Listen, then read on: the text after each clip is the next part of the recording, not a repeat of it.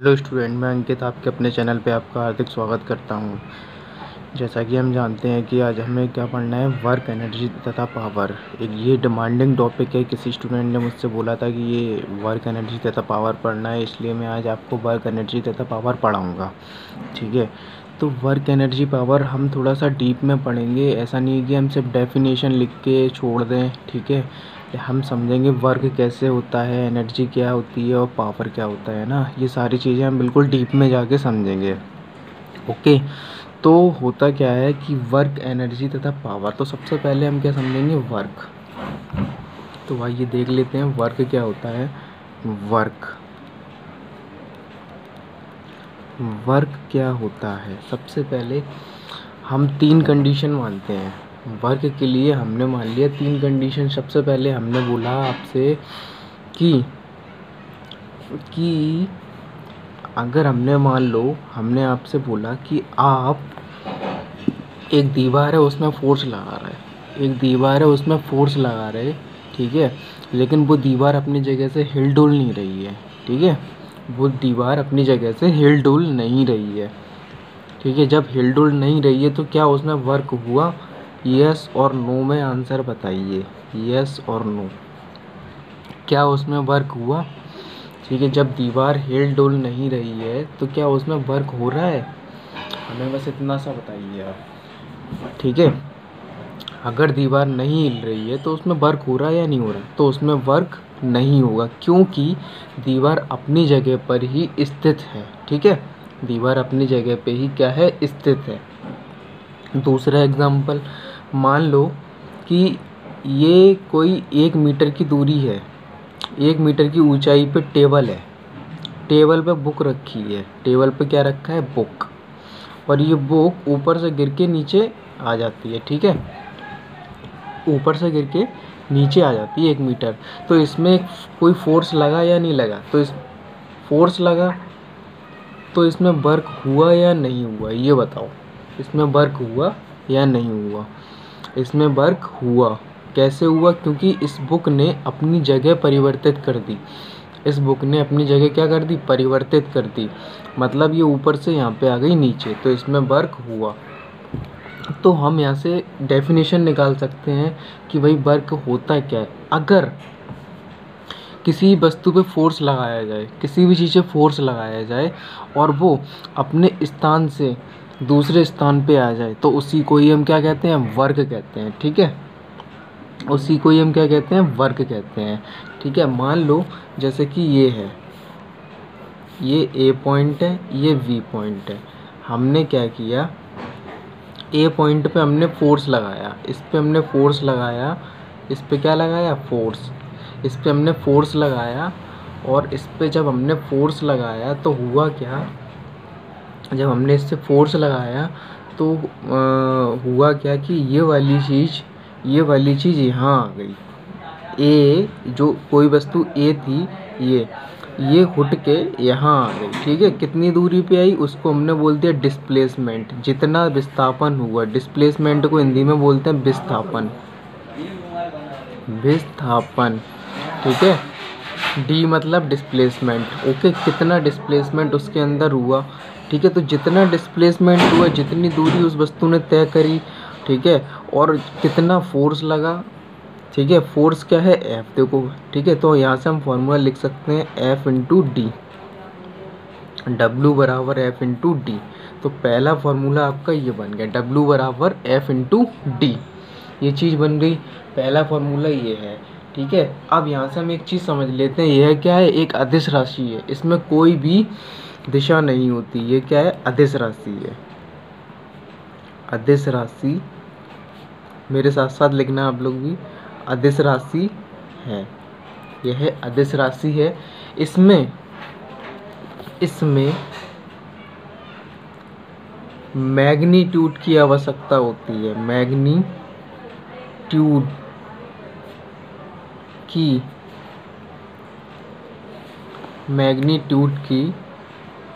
आवश्यकता होती है। इसमें मैग्नीट्यूड की आवश्यकता होती है, दिशा की नहीं। दिशा की नहीं। मैग्नीट्यूड का मतलब ये होता है मात्रा, किसी भी चीज़ की मात्रा, उसी को हम क्या बोलते हैं, मैग्नीट्यूड। किसी भी चीज़ की मात्रा उसको क्या बोलेंगे, मैग्नीट्यूड। अब ये तो एक बात हो गई, ये क्या हो गई, एक बात हो गई। अब देखो हमारा जो वर्क होता है, पहली चीज़, वर्क पॉजिटिव भी होता है, वर्क नेगेटिव भी होता है और वर्क जीरो भी होता है। अब ये तीनों कैसे होते हैं हम ये भी जानने की कोशिश कर लेते हैं। तो सबसे पहले हमने पहला वाला समझ लिया, वर्क पॉजिटिव है यहाँ पे F इंटू डी, ठीक है, पॉजिटिव ही तो है। तो अब हम दूसरा वाला केस समझते हैं। मान लो सेकंड केस क्या है, मान लो कि कोई वस्तु है इस डायरेक्शन में, ठीक है, मान लो ये है, इस पे फोर्स लग रहा है इस डायरेक्शन में, लेकिन डिस्प्लेसमेंट हो रहा है इसके जस्ट अपोजिट।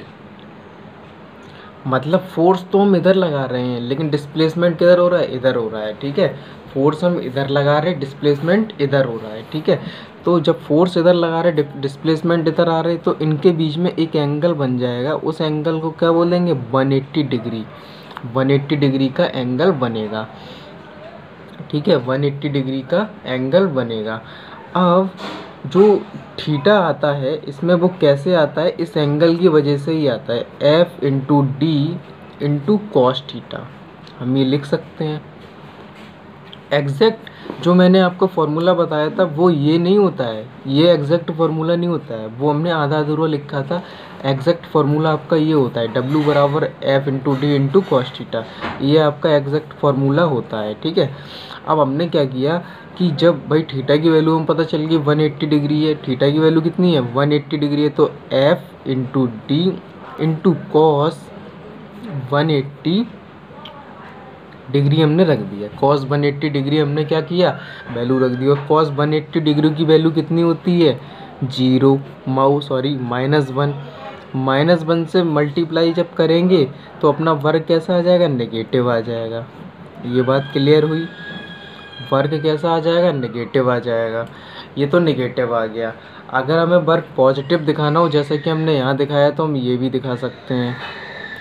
तो ये वाला मान लिया हमने पहला पॉइंट था, ये दूसरा था, ये पहला है। अब पहला पॉइंट हम समझते हैं। मान लो कि हम फोर्स भी इसी डायरेक्शन में लगा रहे हैं और डिस्प्लेसमेंट भी हमारा इसी डायरेक्शन में लगा रहे हैं, लेकिन इनके बीच में कोई एंगल नहीं बन रहा। क्यों, क्योंकि ये एक ही दिशा में फोर्स भी लग रहा है, डिस्प्लेसमेंट भी लग रहा है, ठीक है, इसलिए इसमें कोई भी एंगल नहीं बनेगा। तो जब एंगल नहीं बनेगा तो फॉर्मूला हमारा क्या होता है, F into D into cos theta, यही तो होता है फॉर्मूला। तो थीटा की जगह कितना रखेंगे, 0 रख देंगे, कॉस 0, और कॉस 0 की वैल्यू 1 होती है तो F इंटू डी आ जाएगा, ठीक है।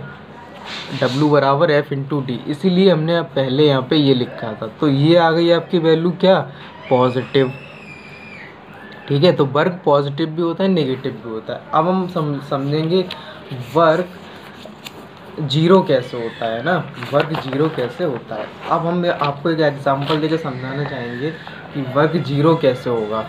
वर्क जीरो होगा, मान लो आप घर से निकले और आप अपने डॉगी को घुमाने ले गए, ठीक है। तो मान लो ये है आपका डॉगी, ये है आपका डॉगी, ठीक है।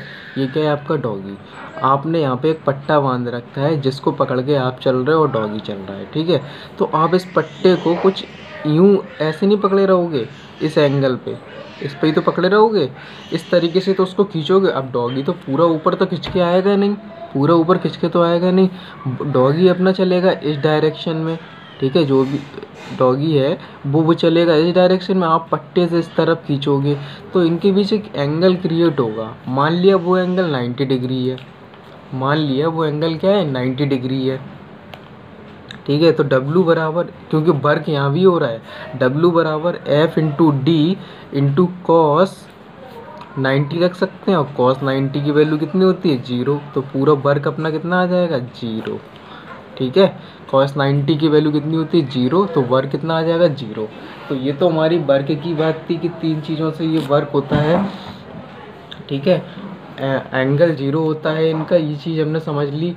अब क्या है, अब हमें समझना है इसके थोड़ा सा आगे, इसमें क्या समझना है अपने को इसमें अब हम थोड़ा सा आगे समझेंगे, थोड़ा एंगल के थ्रू हम थोड़ी चीज़ें समझेंगे जिसमें कि हमारा क्या हो जाए, जिससे कि हमारे क्वेश्चन पेपर में क्या आ सकते हैं हम वो समझेंगे।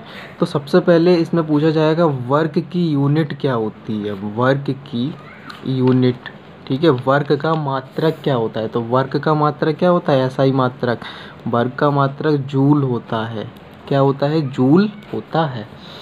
ठीक है, अब हम जानते हैं, मान लिया 1 जूल बराबर, 1 जूल बराबर, यहाँ से आपके सारे क्वेश्चन क्लियर हो जाएंगे, F इंटू एस, डब्ल्यू बराबर F इंटू एस ही तो होता था। देखो हम डी भी लिख सकते हैं, एस भी लिख सकते हैं, बात एक ही है, विस्थापन। ठीक है, तो हम डी भी ले सकते हैं और एफ भी ले सकते हैं, उसमें आप टेंशन मत लेना। तो 1 जूल बराबर, देखो फोर्स का मात्रक क्या होता है, न्यूटन, तो हमने 1 न्यूटन ले लिया। ठीक है, और ये क्या है, विस्थापन, विस्थापन मतलब कितनी दूरी, तो हमने क्या लिया, 1 मीटर ले लिया। तो 1 जूल में ये क्या करेगा, 1 न्यूटन और 1 मीटर का कार्य करेगा। ठीक है, 1 न्यूटन बल लगाएगा और 1 मीटर कार्य करेगा, ये पूरा 1 जूल में कर देगा इतना काम। ठीक है, इतना काम कर देगा, ये चीज़ क्लियर हुई। ठीक है, अब हम देखते हैं इसकी सबसे छोटी जो यूनिट होती है, इसकी सबसे छोटी unit, small unit, small unit, small unit of work है ना, इसकी क्या होती है, स्मॉल यूनिट। तो 1 जूल बराबर होता है, हम सब जानते हैं, 10 की पावर 7 अर्ग, 10 की पावर 7 अर्ग, मतलब ये सीजीएस सिस्टम में होता है, किलोग्राम सेकंड में। ठीक है, सीजीएस सिस्टम में 1 जूल बराबर, 1 जूल बराबर 10 की पावर 7 अर्ग। ठीक है, अब हम यहाँ से अगर 1 अर्ग की वैल्यू निकालें तो हम ऐसे ही लिख सकते हैं, 1 अर्ग बराबर 1/10 की पावर 7 जूल। ठीक है, 10 की पावर 7 जूल भी तो लिख सकते, तो 1 अर्ग बराबर, अगर हम 10 की पावर 7 को ऊपर लेके आए तो 10 की पावर -7 जूल नहीं हो जाएगा। तो ये क्वेश्चन आपसे पूछा जाएगा 1 अर्ग बराबर कितना होता है, 10 की पावर -7 जूल। ठीक है, और 1 जूल बराबर कितना होता है, 10 की पावर 7 अर्ग।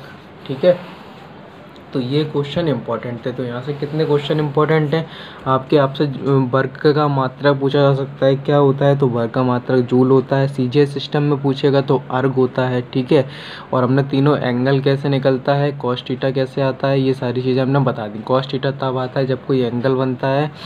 ठीक है, और हमने फॉर्मूला ही बता दिया, डब्ल्यू बराबर F D into cos theta. ठीक है, ये चीज़ें आपसे पूछी जाएंगी।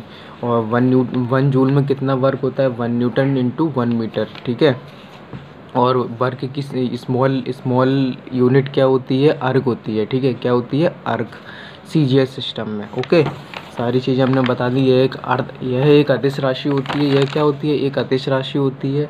अदिश राशि होती है जिसमें हमें मैग्नीट्यूड की आवश्यकता होती है। मैग्नीट्यूड का मतलब मात्रा की आवश्यकता होती है, दिशा की कोई भी आवश्यकता नहीं होती है। बस यहाँ से इतना ही इम्पोर्टेंट है।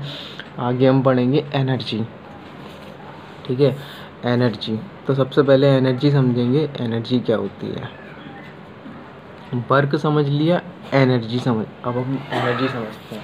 तो वर्क, जो वर्क करने में एनर्जी लगी, जो वर्क करने में एनर्जी लगी, ठीक है, जो वर्क करने में एनर्जी लगेगी उसी को ही तो हम एनर्जी बोलेंगे। जो वर्क करने में एनर्जी लगेगी उसी को ही तो एनर्जी बोलेंगे।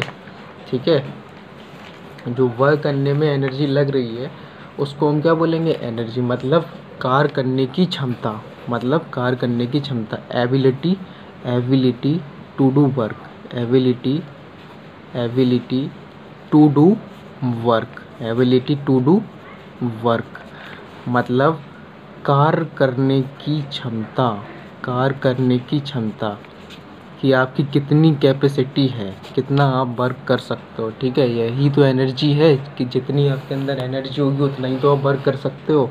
ठीक है, तो इसी को हम क्या बोलते हैं, एनर्जी। ठीक है, अब क्या होता है, हमें इसमें पढ़ना क्या है, सबसे इम्पोर्टेंट पहले तो आपसे ये पूछा जाएगा एनर्जी होती क्या है, तो आप बताएंगे कार्य करने की क्षमता। अब हमें क्या पढ़ना है, इसमें मैकेनिकल एनर्जी पढ़नी है। ठीक है, तो मैकेनिकल एनर्जी बराबर एक फॉर्मूला होता है, मैकेनिकल एनर्जी बराबर potential energy, potential energy plus kinetic energy, इसको बोलते हैं हम स्थितिज ऊर्जा, हिंदी में पोटेंशियल एनर्जी को स्थितिज ऊर्जा। ठीक है, इसको क्या बोलेंगे? स्थितिज ऊर्जा। और इसको बोलेंगे हम गतिज ऊर्जा। क्या बोलेंगे? गतिज ऊर्जा, गतिज ऊर्जा। और ये मैकेनिकल एनर्जी को हम बोलते हैं यांत्रिक ऊर्जा। क्या बोलते हैं? यांत्रिक ऊर्जा। अब सबसे पहले हम ये जानेंगे यांत्रिक ऊर्जा क्या होती है, फिर हम समझेंगे पोटेंशियल एनर्जी क्या होती है, फिर हम समझेंगे काइनेटिक एनर्जी क्या होती है।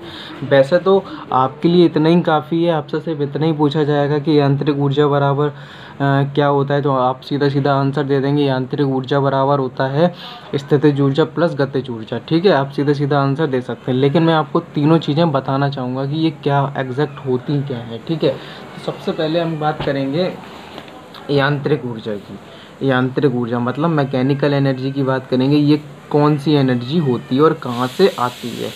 ठीक है, ये कौन सी एनर्जी होती है और कहाँ से आती है। तो सबसे पहले हमने मान लिया ये हो आप, ये क्या हो? आप। ठीक है, ये हो आप और आपने एक धनुष पकड़ रखा है। क्या पकड़ रखा? धनुष। ये हमने मान लिया धनुष है और ये हो आप। ठीक है, तो आपके अंदर जितनी भी एनर्जी है, आपके अंदर जितनी भी एनर्जी है, आप क्या करोगे? इस धनुष को खींचोगे, इस धनुष को खींचोगे, इस धनुष को खींचोगे, तो जो भी आपके अंदर एनर्जी है वो एनर्जी कहाँ चली जाएगी? इस धनुष में चली जाएगी। ठीक है, वो एनर्जी इस धनुष में ट्रांसफ़र हो जाएगी। तो जो एनर्जी इस धनुष में आएगी वही कहलाएगी यांत्रिक ऊर्जा। ठीक है, वही कहलाएगी यांत्रिक ऊर्जा। मतलब किसी भी इंस्ट्रूमेंट में जब हम कोई एनर्जी दे दें, ठीक है, तो वो क्या कहलाती है? यांत्रिक ऊर्जा कहलाती है।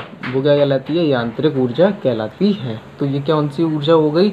आपकी यांत्रिक ऊर्जा। ये बात समझ में आ गई होगी। ठीक है, अब हम बात करते हैं यांत्रिक ऊर्जा की बात समझ में आ गई। अब हम बात करेंगे यांत्रिक ऊर्जा की बात समझ में आई। अब हम देखते हैं पोटेंशियल एनर्जी। पोटेंशियल एनर्जी मतलब स्थितिज ऊर्जा।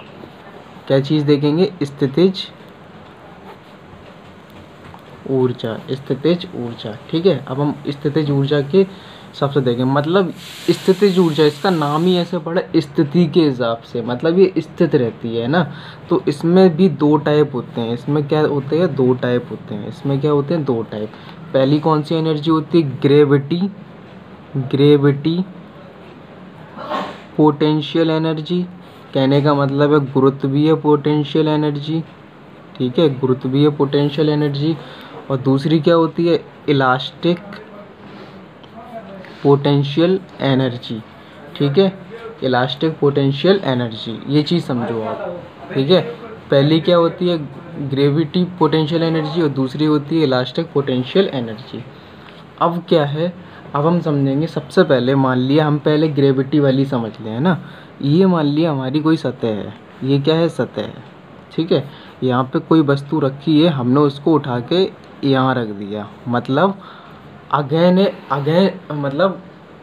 मतलब ग्रेविटेशनल फोर्स, मतलब हमने प्रकृति के अगेनेस्ट रख दिया। ठीक है, अगेनेस्ट रख दिया। मतलब हमने क्या किया? देखो, एक्सीलरेशन फोर्स ऊपर से नीचे की तरफ लगता है, लेकिन ग्रेविटेशनल फोर्स नीचे से ऊपर की तरफ लगता है। ये बात हम सब जानते हैं। ठीक है, तो क्या किया हमने? ये हमारी सतह थी, यहाँ पे कोई वस्तु रखी थी, हमने उसको उठा के 10 मीटर की ऊंचाई पे रख दिया। कहाँ रख दिया? 10 मीटर की ऊंचाई पे रख दिया। तो जो ये इन दोनों के बीच की दूरी है, ये क्या है? डिस्प्लेसमेंट। मतलब क्या है? विस्थापन। मतलब उस वस्तु ने अपनी जगह को परिवर्तित करके 10 मीटर दूरी पे स्थित हो गई। ठीक है, अब 10 मीटर दूरी पे स्थित हुई है तो कुछ फोर्स भी लगेगा, तो वो फोर्स लगा है F। वो फोर्स लगा है F। ठीक है, ये चीज़ समझ में आई। तो यहाँ से हम वर्क जब निकालेंगे तो W बराबर, यहाँ से एक फार्मूला बनता है ग्रेविटेशनल फोर्स का। तो W बराबर क्या आएगा? W बराबर होता है, W बराबर mgh। mgh देखो, G हमने क्यों लिया? G हमने क्यों लिया? सबसे पहले एक मिनट मैं आपको और डिटेल में समझाना चाहूँगा। W बराबर F इंटू डी होता है, हम ये जानते हैं, ये तो जानते हैं ना। तो W बराबर, जब हम इसकी ग्रेविटेशनल एनर्जी निकालेंगे तो कैसे निकालेंगे, W बराबर F बराबर ma होता है, हम सभी जानते हैं। F बराबर क्या होता है, F बराबर ma होता है।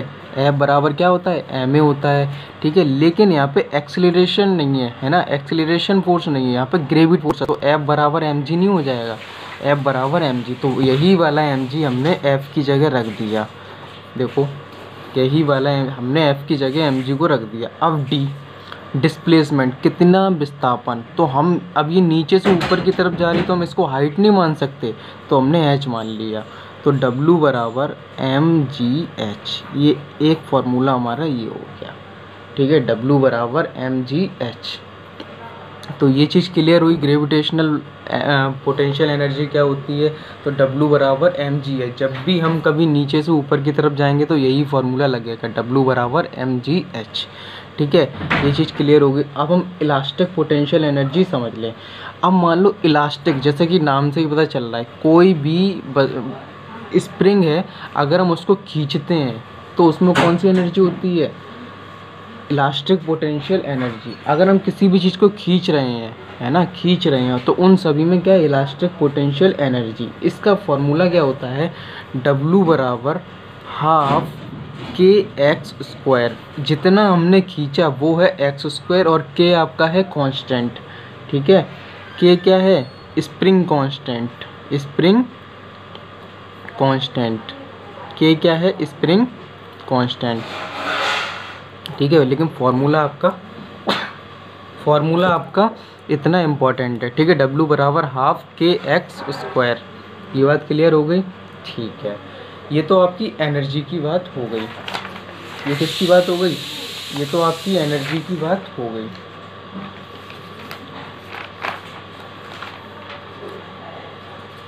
यहाँ तक हमने एनर्जी कर ली। अब एनर्जी में हमारी क्या है, काइनेटिक एनर्जी हमको और पढ़नी है, ठीक है। काइनेटिक एनर्जी हमको और पढ़नी है, तो हम वो भी समझ लेते हैं काइनेटिक एनर्जी क्या होती है। देखिए काइनेटिक एनर्जी क्या होती है, मतलब गतिज ऊर्जा, मतलब बहता हुआ, मैं आपको एग्जांपल बता दूं, बहता हुआ पानी, ठीक है, चलती हुई गाड़ी, इन सब में क्या है, गतिज ऊर्जा ही तो है। बहता हुआ पानी, भाई बहुत तेज नदी में पानी बह रहा है, ये क्या है, गतिज ऊर्जा ही तो है, ठीक है। और मतलब जिस चीज़ में गति होगी उसमें गतिज ऊर्जा होती है, ठीक है, जिस चीज़ में गति होगी उसमें गतिज ऊर्जा होती है। इसका सीधा सीधा फार्मूला होता है के ई बराबर हाफ एम बी स्क्वायर। क्या होता है, के ई बराबर हाफ एम बी स्क्वायर। इस फार्मूले को आपको याद रखना है, इस फार्मूले को आपको याद रखना है, ठीक है। गतिज ऊर्जा का फॉर्मूला क्या होता है, के ई बराबर हाफ एम बी स्क्वायर। ये क्या है, गतिज ऊर्जा, हम लिख देते हैं हिंदी में गतिज ऊर्जा, ठीक है। गतिज ऊर्जा बराबर हाफ एम बी स्क्वायर, ठीक है। ये चीज़ क्लियर हुई। तो देखो साइंस समझने का ही टॉपिक होता है, इसमें रटने वाली कोई चीज़ नहीं। तो अब मैं जो बोल रहा हूँ उसको समझना है आपको, ठीक है, रटने की कोई भी ज़रूरत नहीं है। अब एक फार्मूला यहाँ से और निकलता है, एक फार्मूला यहाँ से और निकलता है, W बराबर, देखो हमने अभी यहाँ से क्या किया था, ये जो सतह है ये इसकी क्या इनिशियल पोजीशन है, ये जो सतह है ये इसकी क्या इनिशियल पोजीशन है, मतलब प्रारंभिक बिंदु है, और ये यहाँ तक ये क्या है, ये इसका अंतिम बिंदु है। तो इससे एक फार्मूला और निकलता है, तो W बराबर के एफ माइनस के आई, फाइनल वैल्यू माइनस अंतिम वैल्यू, फाइनल वैल्यू माइनस प्रारंभिक वैल्यू, अंतिम वैल्यू माइनस अंतिम वैल्यू माइनस प्रारंभिक वैल्यू, है ना। इससे एक फार्मूला निकलता है। तो W बराबर, अब हम के एफ का फार्मूला जानते हैं, के एफ का फार्मूला क्या होता है, हाफ एम बी स्क्वायर, और माइनस इनिशियल पे क्या होता है, हाफ एम यू स्क्वायर। देखो कभी भी कोई भी चीज़ इनिशियल पे होती है तो उसको हम यू मानते हैं, ठीक है, फाइनल पे होती है तो उसको वी मानते हैं। इनिशियल पे होती है तो क्या मानते हैं, यू मानते हैं, और फाइनल पे होती है तो उसको क्या मानते हैं, वी मानते हैं, ठीक है। तो अब हमने क्या किया, W बराबर हमने हाफ एम बी कॉमन ले लिया, M square half into M common ले लिया, बचेगा क्या ब्रैकेट में, V square minus U square. एक फार्मूला आपका ये बनता है यहाँ से, ठीक है। ये सारे फार्मूले आपको यूज करने पड़ेंगे, ठीक है। तो यहाँ तक तो हमारी क्या हो गई, एनर्जी की बात हो गई, ठीक है, एनर्जी की बात हो गई। तो अब हम बात कर लेते हैं पावर की। पावर क्या होता है, तो सबसे पहले हम ये जानने की कोशिश करेंगे कि पावर क्या होता है। पावर समझ लेते हैं हम। पावर, देखो पावर क्या होता है, rate of change of energy, जिसको क्या बोलते हैं power, rate of change of energy, rate of change of energy, जिसको क्या बोलते हैं हम पावर। देखो अब पावर होता क्या है, मान लो 20 जूल का क्या है वर्क है, 20 जूल का वर्क है या 30 जूल का वर्क है, 30 जूल का वर्क, कुछ भी मान लो 10 20 30 20, ठीक है।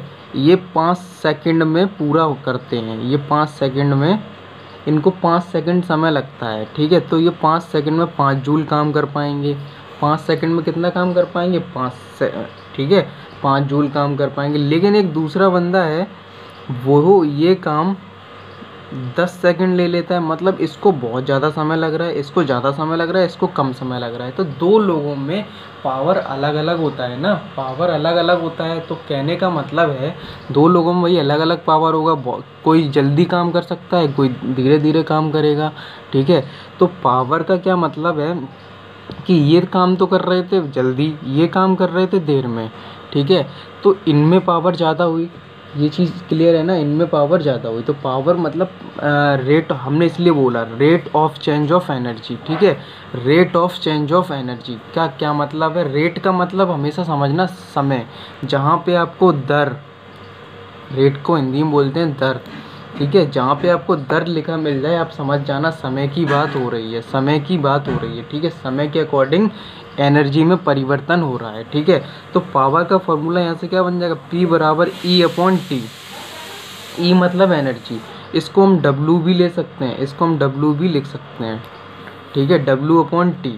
अब हम लोग जानते हैं वर्क का फॉर्मूला क्या होता है, वर्क का मात्रक क्या होता है, जूल होता है, तो हमने J लिख दिया। और समय का मात्रक सेकंड होता है, तो हमने ये लिख दिया, ठीक है। तो जूल पर सेकंड आ गया, ये क्या आ गया, जूल पर सेकंड।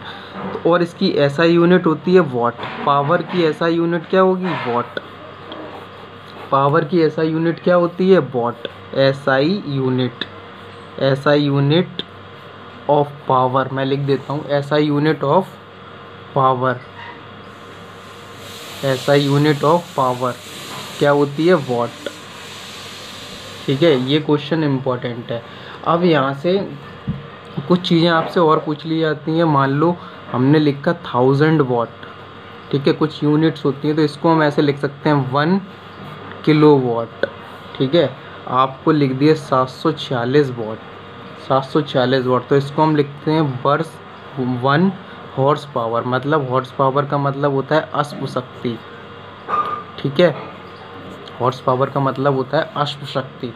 तो आई होप कि आपको पावर, एनर्जी एंड वर्क बहुत अच्छे से समझ आ गया होगा, ठीक है, कि पावर क्या होता है, एनर्जी क्या होती है और वर्क क्या होता है। आपको बहुत डिटेल कॉन्सेप्ट हमने समझाए हैं, ठीक है। मैं चाहता तो डायरेक्ट आपको फार्मूला भी रटवा सकता था, लेकिन नहीं, है ना, हमने डिटेल कॉन्सेप्ट को समझा है जिससे कि हम हमेशा याद रखें। साइंस का मतलब ही होता है समझना, अगर हम इसको नहीं समझ पाए तो फिर हम 1-2 दिन के लिए तो याद रख सकते हैं, लेकिन उसके बाद हम भूल जाएंगे, ठीक है। तो इसलिए आप कॉन्सेप्ट के साथ पढ़िए जितना भी हो सके, ठीक है, और इम्पोर्टेंट फार्मूलों को याद कर लेना। बाकी आपको सबको समझ में आ चुका है, मैंने जो बोला है उस पर विशेष ध्यान देना, ठीक है। बस समझने की कोशिश करना, तभी आपको पूरी चीज़ें समझ में आएंगी, ठीक है।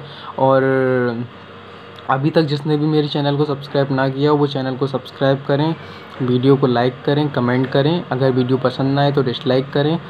Thank you, all the very best for your upcoming exam.